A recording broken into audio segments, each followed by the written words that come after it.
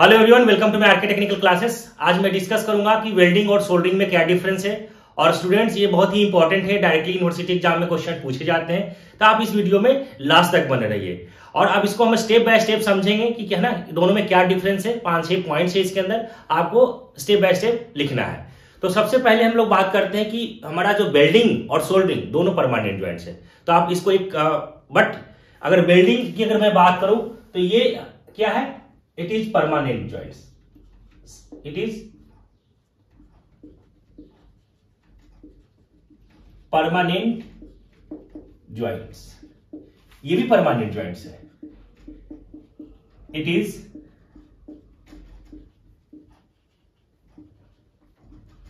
Permanent joints, but जो welding होता है वो स्ट्रॉन्ग ज्वाइंट होता है as compare to soldering. Soldering क्या है, वीक ज्वाइंट है। तो इसको आप लिख सकते हैं कि welding joints are strong joints used to bear the load strength of the welded portion of the joint is usually more than strength of the base metal. और इसको क्या लिख सकते हैं, इसको आप बोल सकते हैं कि सोल्डरिंग जो हमारा क्या है, soldering joint are the weak joint. ठीक है, आउट ऑफ 3 है ना, not metal to bear the load used to the make the electrical है ना कॉन्टेक्ट्स जनरली। इसको आप इस तरह से लिख सकते हैं। तो आप सिंपल आप लिख लें इसको कि ये जो है स्ट्रॉन्ग ज्वाइंट है,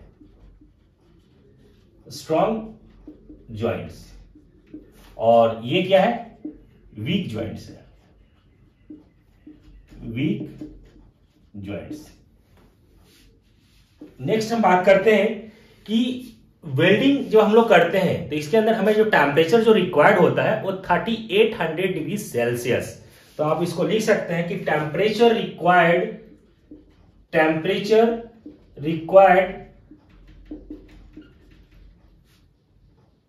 is 3800 degree Celsius in welding joint, but in soldering में हमें जो temperature done below 450 degree Celsius, इसके अंदर हमें टेम्परेचर कितना रिक्वायर्ड चाहिए, 450 डिग्री सेल्सियस से कम हमें रिक्वायरमेंट होता है। तो इसके अंदर आप लिख सकते हैं कि temperature required is up to temperature required up to, या इसको आप अप टू लिख दें, या है ना अप टू 450 डिग्री सेल्सियस, या इसको आप लिख सकते हैं कि below 450 degree Celsius in soldering joint, इन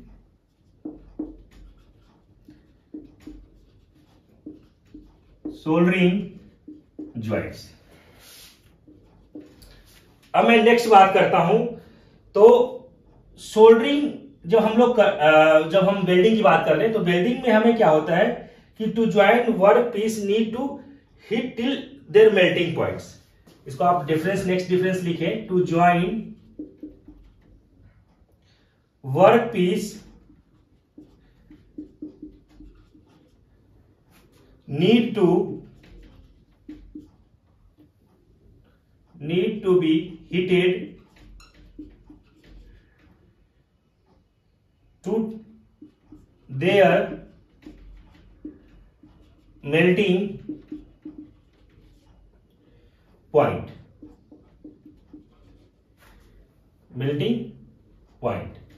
इसके अंदर लिखिए डिफरेंस कि heating of work piece is not required.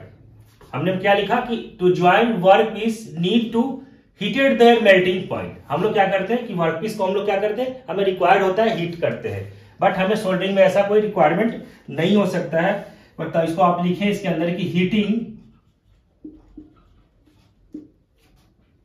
Of work piece is not required, heating of work piece is not required, इसमें हमें हीटिंग का आवश्यकता नहीं होता है ना। नेक्स्ट हम बात करते हैं कि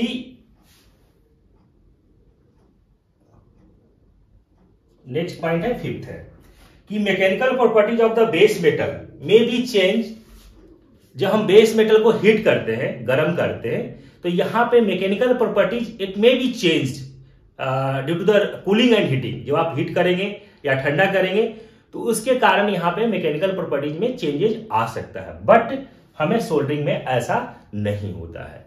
तो आप इसके अंदर मेंशन कर सकते हैं कि mechanical properties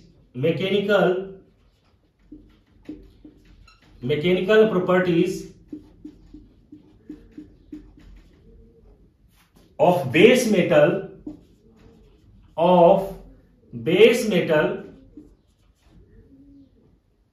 may change at the joint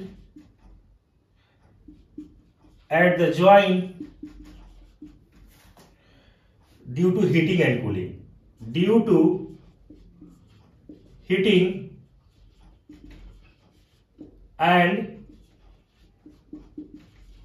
and cooling. इसके अंदर आप क्या डिफरेंस लिखेंगे कि हमें ऐसा कोई आवश्यकता, no change in mechanical properties after joining, no change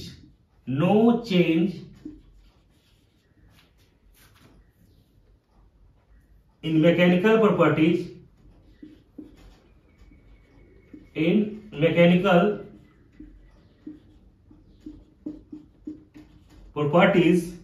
after joining. हमें इसमें कोई आवश्यकता नहीं होता है, कोई मैकेनिकल प्रॉपर्टी चेंजेस नहीं होता है। नेक्स्ट डिफरेंस हमें इसको आप बता सकते हैं कि heat cost is involve, and इसको आप लिखिए नेक्स्ट पॉइंट कि heat cost is involve and high skill level is required, and high skill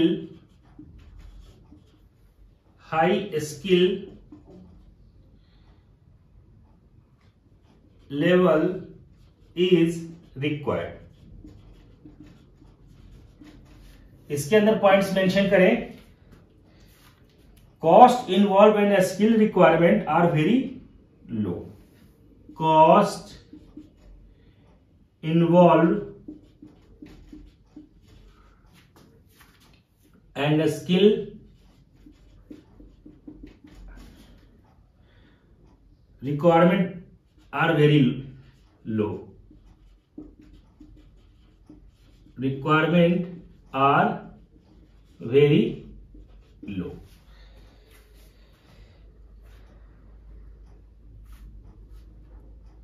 next point एक और डिफरेंस लिख लीजिए इसके अंदर, 7 पॉइंट्स कि no preheat of work piece, no preheat of work piece is required. हमें workpiece को पहले हमें हीट करने का कोई आवश्यकता नहीं होता है इसके अंदर। बिफोर वेल्डिंग, इसको लिख लीजिए,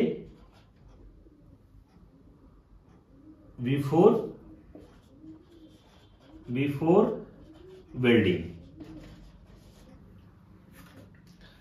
as it is carrying out at higher temperature, carried out at higher temperature। इसके अंदर आप लिख लीजिए कि preheating of workpiece,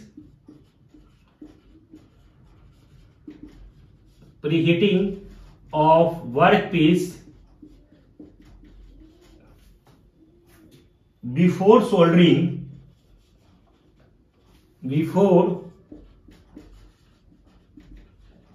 soldering is good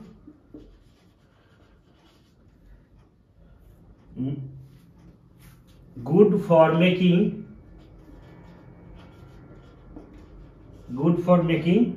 good quality joint, इसको आप ऐसे लिख सकते हैं, गुड क्वालिटी ज्वाइंट। तो इसके अंदर भी 7 डिफरेंस है वेल्डिंग और सोल्डरिंग के अंदर, और बहुत ये सिंपल पॉइंट्स हैं, आपको स्टेप बाय स्टेप इस तरह से एग्जामिनेशन के अंदर लिखना है। तो आई होप स्टूडेंट्स कि आपको ये पॉइंट सारे समझ में आ गए होंगे। तो आप इस चैनल को सब्सक्राइब कर ले अगर